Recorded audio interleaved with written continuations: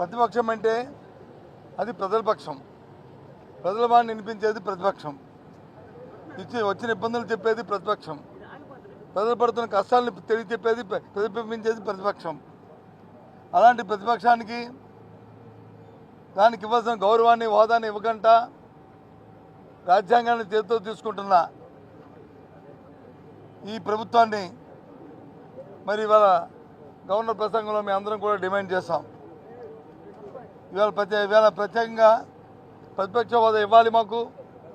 ఎందుకంటే ఏ రకంగా ఆలోచన చేసుకున్నా, ఒకటి కూటమి అధికార పక్షం కూటమి, రెండు ప్రతిపక్షం వైఎస్ఆర్సీపీ పార్టీ.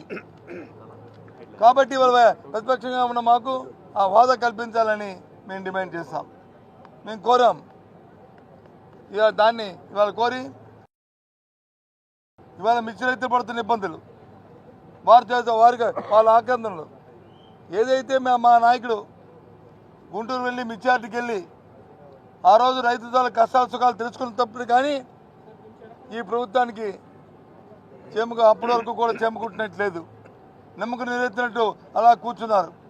ఎప్పుడైతే మేము వెళ్ళామో, ఎప్పుడైతే చూసాం ప్రజలతో అప్పుడు దాని గురించి వాళ్ళు ఆలోచించడం మొదలుపెట్టారు.